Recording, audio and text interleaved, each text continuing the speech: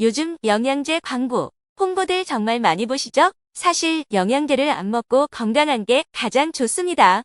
하지만 그게 말처럼 쉽지는 않아요. 뼈 건강에 좋다는 비타민 D의 권장량을 음식으로만 채우려면 매일 계란 5개를 먹어야 하니까요. 그래서 요즘은 아마 대부분의 분들이 영양제 한 2개씩은 드시고 계실 텐데요. 하지만 몸에 좋으려고 먹은 영양제가 건강을 더 해칠 수 있다는 거 알고 계셨나요? 오늘은 약사들이 말하는 건강에 독이 되는 영양제, 같이 먹으면 안 되는 영양제를 알아보려고 합니다. 그리고 영양제를 가장 건강하게 먹는 법까지 지금 바로 보겠습니다. 첫 번째, 비타민을 과도하게 복용하면 장기가 딱딱한 돌처럼 굳어질 수 있습니다.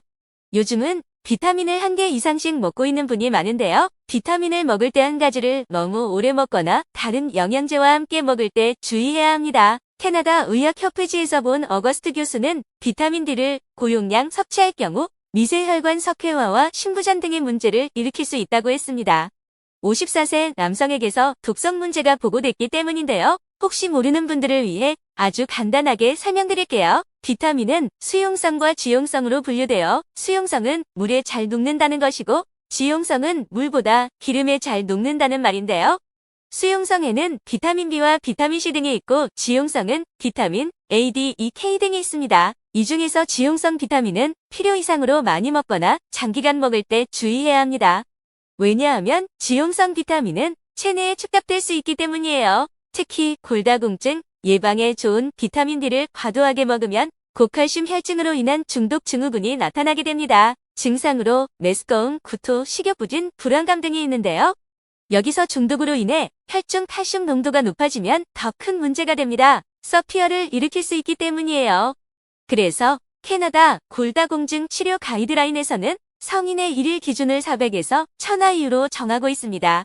미국 가이드라인의 경우 70세까지 600IU를 권하고 있어요. 이와 같은 중독 증상이 나타나는 경우 즉시 복용을 중지하고 의사나 약사와 상담할 필요가 있습니다. 또한 비타민을 여러 가지 먹어야 할 때 각각 먹는 것보다 종합 비타민 하나를 먹는 게 좋을 수 있습니다. 다음은 비타민뿐만 아니라 유산균이나 홍삼에 대해서도 말씀드릴 텐데요. 그 전에 혹시 안 하셨다면 오른쪽 아래 빠른 건강 구독과 좋아요 눌러주세요.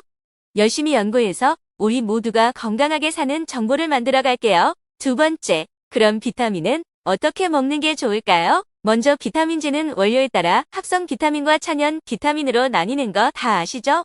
비싼 만큼 천연 비타민의 효능이 더 좋다고 하실 것 같은데요. 연구 결과 흡수율은 천연 비타민이 더 좋지만 효능 부분에서는 사실상 큰 차이는 없다고 합니다. 가장 큰 문제는 과도하게 복용하는 것인데요.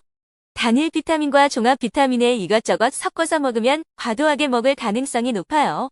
왜냐하면 우리는 식사를 통해서도 비타민을 보충하기 때문입니다. 비타민제를 복용할 때는 매일 같은 시간대에 복용하는 게 좋다고 합니다. 공복에 먹으면 위장 장애를 일으킬 수 있으므로 피하는 게 좋고요. 비타민 성분은 단독보다는 다른 음식의 영양 성분과 함께 체내에 들어갈 때 흡수율이 더 높아진다고 합니다. 그러니까 식사 직후에 복용하는 것이 가장 좋겠죠? 또한 중년 이후 뼈 건강과 폐경기 질환 예방을 위해서 비타민 D를 보충하는 게 좋습니다.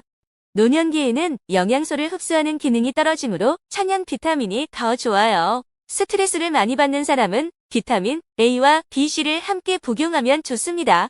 술과 담배를 자주 하시는 분들은 비타민 B,C가 중요하다고 하네요. 불규칙한 생활 패턴이나 식사를 자주 거르는 사람, 그리고 어떤 걸 먹어야 좋은지 잘 모르겠는 분들은 종합 비타민제가 적합합니다. 세 번째, 유산균은 이것과 같이 먹으면 안 됩니다. 한국인이 가장 많이 먹는 영양제 2위가 장 건강에 좋은 유산균인데요. 비타민C를 유산균과 같이 먹으면 안 된다는 말이 있어요. 이것은 의사나 약사마다 이야기가 달라서 헷갈릴 수 있는데요. 유산균이 산에 매우 약하기 때문에 비타민C의 산성이 영향을 줄 수 있기 때문입니다. 자료를 면밀하게 분석해 본 결과 큰 영향 없다는 것이 대체적인 의견입니다. 그래도 걱정된다면 복용 시간을 1시간 정도 간격을 두면 될 것 같습니다. 또한 차, 커피 같은 뜨거운 음식과 주스 등의 산성 음료 등도 같이 먹지 말아야 합니다. 특히 항생제와 함께 복용할 경우 좋은 균까지 죽여서 아무런 효과를 보지 못합니다. 보통 위장염, 피부질환 등 세균성 감염에 항생제가 포함되어 있습니다. 그 외에 감기약에도 항생제가 들어가는 경우가 있으니 주의가 필요한데요. 페니실린계, 세팔로스포린계, 카바페넴계가 모두 항생제에 속합니다. 잘 모르겠다 싶으면 의사나 약사에게 항생제가 들어가 있는지 꼭 물어보시고 드세요. 네 번째, 유산균은 어떻게 하는 게 좋을까요? 최근 중요한 연구 결과가 나왔는데요. 행복 호르몬이 세로토닌도 장 건강과 연관된다고 합니다. 세로토닌 생성을 위해서는 음식물 속 트립토판이라는 원료가 필요한데요.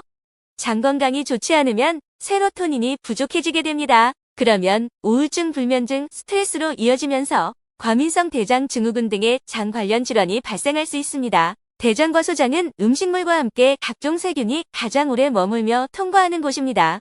그래서 질병과 싸우는 면역력을 담당하는 곳이 바로 장입니다.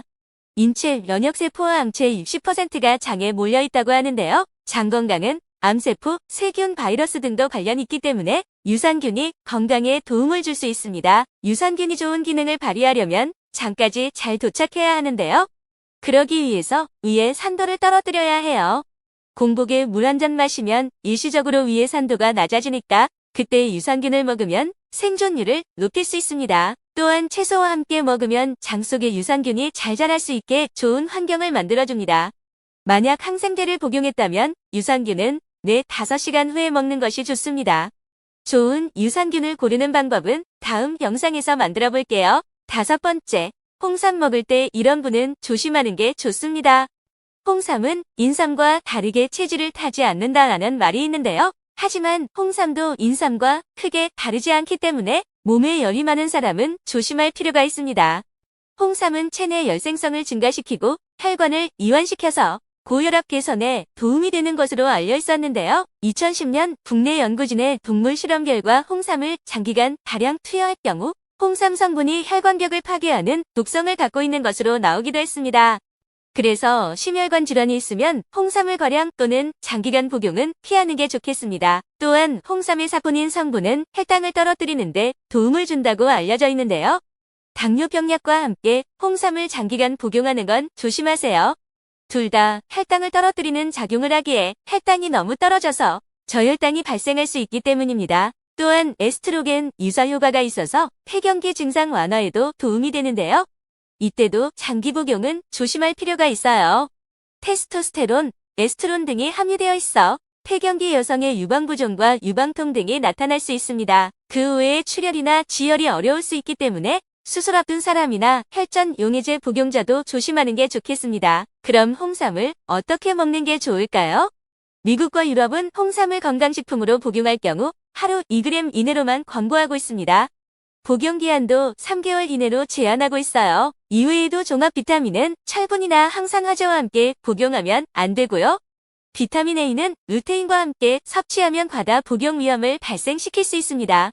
루테인도 비타민 A의 일종이기 때문이죠. 비타민 C는 구리와 먹으면 흡수를 막기 때문에 따로 먹는 게 좋습니다. 또한 칼슘의 과도한 섭취는 마그네슘의 흡수를 저해할 수 있습니다. 건강 지식 너무 복잡하시죠? 모든 내용을 다 알려드릴 수는 없기에 오늘은 중요한 부분만 뽑아서 알려드렸어요. 더 자세한 내용은 다음 영상에서 다루어 보도록 할게요. 오늘도 여러분의 건강을 지키기 위해 빠르게 달리는 빠른 건강이었습니다. 시청해주셔서 감사합니다.